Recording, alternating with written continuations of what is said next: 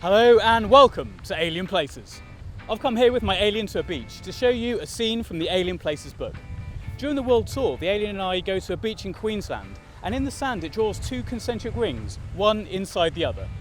So if we see what the alien's drawn here, we see that it's drawn an outer ring that represents society, and then an inner ring that represents the self. And the concept that the alien's trying to explain to me in the book is that the outer ring represents the left of the political spectrum, and the inner ring represents the right of the political spectrum. And then the alien tells me quite bluntly that if humans keep voting for political parties that are focused on that inner circle, we'll go extinct.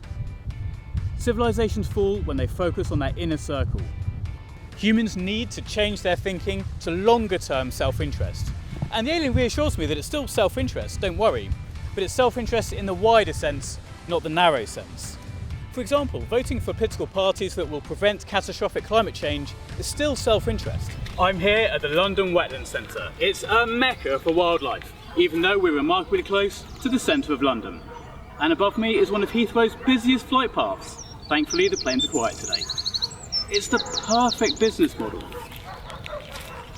Posh homes, and no, I'm not envious, were built at the back of the reserve. In exchange, the developers helped to pay for this wetland oasis. Birds and visitors have flocked here ever since.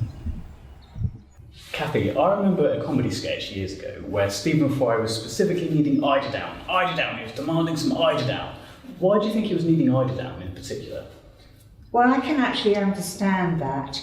And what I want you to do is I want you to put your hands out and I want you to close your eyes and no peeping. All right, no peeping. And when I've put something in your hand, I want you to tell me. Okay. Okay, open your eyes. Oh wow, right, so you put it in there already, wow. And that is genuinely amazing, because I had no idea. So it's obviously really light then. Yeah, okay, well all is explained now as to why Stephen Fry was wanting that particular duvet. This beautiful park's had a lot of support from Sir David Attenborough over the years, which I'm sure has helped to keep things in balance here. We all benefit from having parks like this to enjoy, but it's a constant challenge to make sure that places like this and the wildlife within them are protected. I love places like this. Richmond Park, home to some great wildlife. The park's a sanctuary for both red deer and fallow deer, and it's also a sanctuary for the 5.5 million people who visit here every year.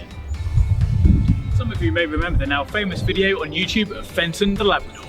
It got nearly 1 million views. It showed Fenton unleashed and relentlessly chasing deer. The owner was frantically chasing Fenton, trying to get him back under control. Fenton! Dogs can attack the deer here, but equally, the deer can attack the dogs.